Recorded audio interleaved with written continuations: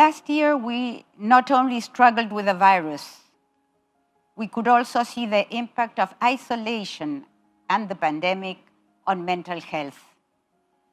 This was an opportunity for the rise and awareness for mental health issues, but it has not attracted the attention that other common diseases used to have.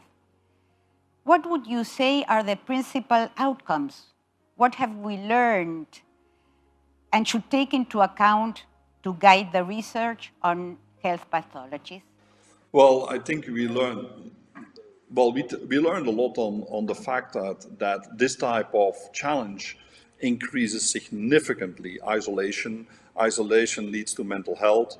Many people live as single people, as well as elderly live lonely. And the challenge of mental health in such a condition is even 10 times worse than in normal life. Yeah? But I think it highlighted that we should have much more attention for mental health in our community and people living in isolation, and making sure that those who have really medical problems with their mental health, that they get access to the right medical care. But typically also there, prevention from intervening early as a society in mental health is going to be very, very critical. Also in the workforce, through employers, through schools, through all the systems we work in, we live in, mental health has to become one of the key attitudes or the key interests to make sure the mental health and well-being of employees, of societies, of families. And I think it's only exacerbated with this extreme challenging situation for so many people.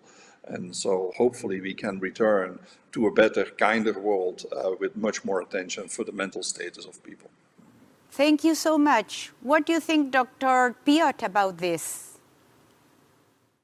Yeah, that's right. I'll come back to that. But just on what Christophos, what Paul said, the mental health is one of the most neglected areas, I think, of the impact of this epidemic. And yet, there are many things we can do.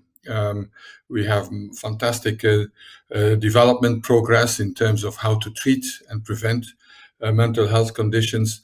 But epidemics and crises in general often expose the fault lines in societies, make issues that are already there worse.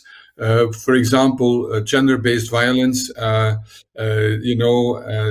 domestic violence is on the increase also during these lockdowns. It is something that will affect women in the first place. So it means the lesson for me is that when we take these measures to stop the spread of a virus, and which are absolutely necessary, we also at the same time need to think, what do they mean for people, and make sure that we don't create other problems. And as Paul said, that can be in the workplace, that's for employers, in society overall. We need support services. So that is a really key. And then there's the mental health of people who are affected. I mean, that indeed I was infected with the virus. And what we're also learning now is that this virus is not just attacking the lungs and the respiratory system, but every single cell in your body, including the brain. It can lead to psychosis, to mental health issues, but also the fact that you're isolated. Some people are in intensive care for a long time, in the coma, they come back. So it is a bit of a frightening experience, and for their families. So the mental health dimension is really very important, and I'm so glad that you raised this issue. Thank you very much, Dr. Piot. Emmanuel.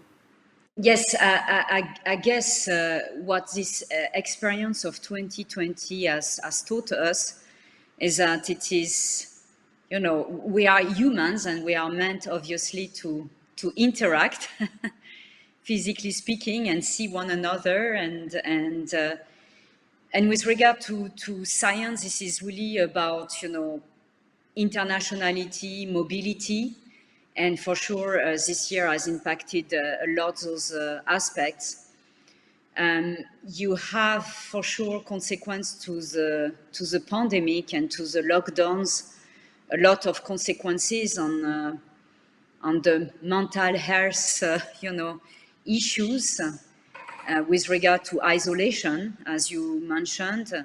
And this reminds us that indeed we are meant to communicate, we are meant to work together. This is together that we can, advance the world. And we see to which extent these lockdowns block, a certain progress that is really guided by the people.